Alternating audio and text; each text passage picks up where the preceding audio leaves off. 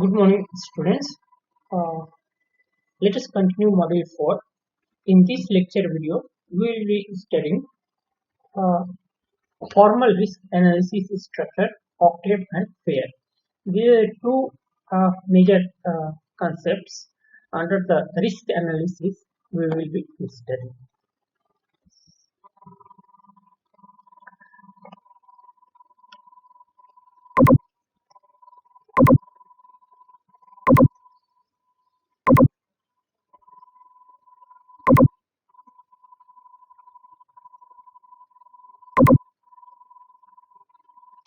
So, what is Octave?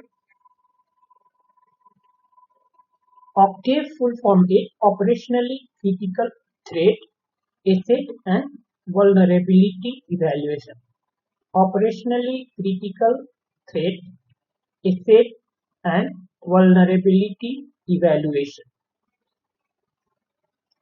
And it is a software. It is an application from the Software Engineering Institute at Carnegie Mellon University. This was developed at Software Engineering Institute at Carnegie Mellon University. Next risk assessment framework is FAIR, that is called Factor Analysis of Information Risk, and it is from an open source book.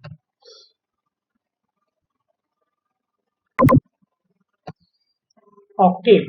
Octave has Octave. It is a risk analysis uh, concept, and it has gone several iterations since it was made. The version focuses on a Octave Allegro, which is intended to be a lightweight and less burdensome process to implement. So why many iteration happened or many improvement happened? Actually, they wanted to make it very lightweight software and less burdensome process to implement. Allegro assumes that a robust security team is not on standby or immediately at the ready to intimate a comprehensive security review. A robust security team is not on standby or immediately at the ready to initiate a comprehensive security review. So this Allegro, they assume that for any thing, immediately we need to comprehend the security review. This approach and the assumptions up it makes are quite appropriate given that many operational technology areas are similarly lacking in security focuses human assets. So it assumes that many operational technology areas which lack the security and which will be threat for the human assets. So the different steps the Octave follow is first step it is establish measurement criteria. Step 2, develop information asset profile. Step 3 is identify information asset containers. Step 4 is identify areas of concern. Step 5 is identify threat scenarios. Step 6 is identify risk. And step 7 is analyze risk. Step 8 is mitigation approach. This first step it is also called establish drivers, and these two steps, step 2 and step 3, it comes under profile step. Step 4 and step 5 are combinedly called as identify threats. In step 4 and step 5, threats will be identified, and step 6, 7 and 8, we should identify and mitigate the risk. So let us go in detail all the steps one by one. So step 1 is the establish risk management criteria. So the first step of the Octave Allegro methodology is to establish a risk measurement criteria. Octave provides a fairly simple means of doing this with an emphasis on impact, value, and measurement. Based on the impact, value, and measurement, that we should establish we should establish the measurement criteria of risk. The point of having a risk measurement criteria is that at any point in the later stages, prioritization can take place against the reference model. By uh, measuring the risk criteria, it will be easy for us for the further future reference. The second step, what is the second step in the diagram? Second step, develop information asset profile. The second step is to develop an information asset profile. This profile is populated with assets of a prioritization of assets, attributes associated with each asset, including owners, custodians, people, explicit security requirements, and technology assets. So here all the things will be profiled, like profile is populated with assets. It will be assets will be profiled. Prioritization of different assets will be profiled. Attributes associated with each asset will be profiled, including owners, custodians, people, explicit security requirements, and technology. Everything will be profiled. Within this asset profile, a process are multiple sub-stages that complete the definition of assets. There are judgment-based attributes such as prioritization. Rather than simply assigning an attribute ranking, the system calls for a justification of the prioritization. With an understanding of the asset attributes, particularly the technical components, appropriate threat mitigation method can be applied. Once we understand the different type of threats at different level, then we can plan for mitigation of those threats. With the application of risk assessment, the level of security investment can be aligned with that individual assets.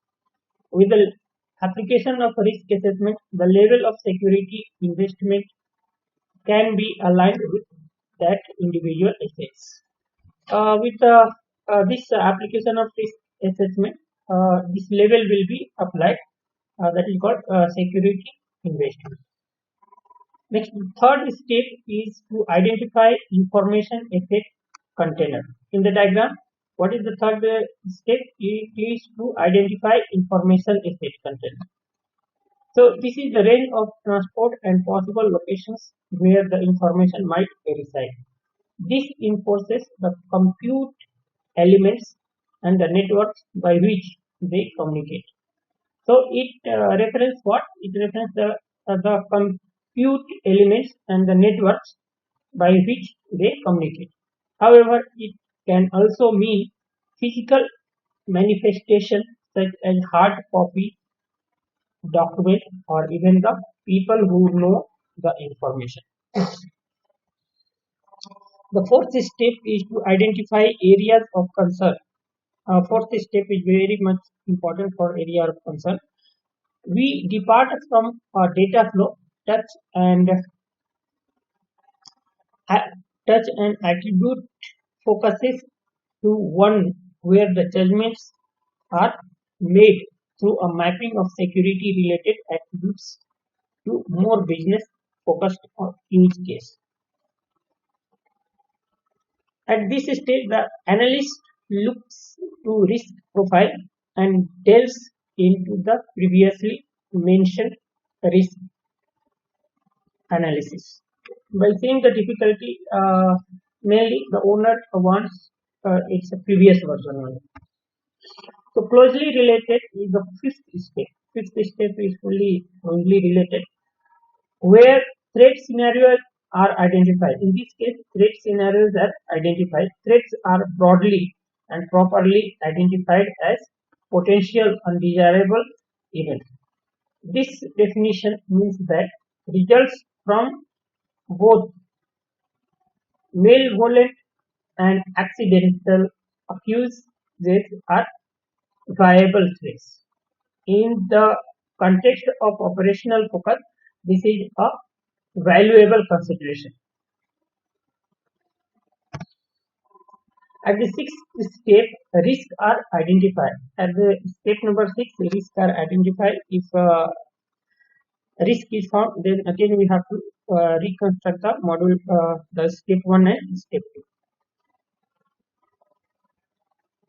For more focused analysis, this can be localized, but the potential impact to the organization could extend outside the boundary of the operation. The seventh step is risk analysis, which the effort placed on qualitative evaluation of the impact of the risk. That is the seventh step, where the efforts, where the qualitative evaluation of impact can be taken. Here, the risk assessment criteria defined in the first step are example. Finally, mitigation is applied at the 18th step. There are three documents. There are three outputs or decisions to be taken at this stage. At this stage, only three outputs or decisions need to be taken out. One may be accept a risk and do nothing other than document the situation, potential outcomes, and reasons for accepting the link. The second is to mitigate the risk with whatever control efforts is required. We can mitigate the matter or risk with whatever control effort is required. Next one is FAIR. Its a full form is Factor Analysis of Information Risk. It is a technical standard for risk definition from the Open Group. While information security is the focus, much as it is for Octave FAIR, like Octave, it also allows for nano-malicious actors as a potential cause for harm, but it does not. But it does to greater lesson to emphasize the point. FAIR places emphasis on both unambiguous definition and the idea that risk and associated attributes are measurable. So FAIR, this risk assessment can be applied at both the places. It can invite at the unambiguous definition and the idea that risk and associated attributes are measurable. Measurable, quantifiable metrics are a key area of emphasis which should be lent itself well to an operational world with a richness of operational data. At its base, FAIR has a definition of risk as the probable frequency and probable magnitude of loss. So this is all about Octave and FAIR we studied in this lecture. Thank you.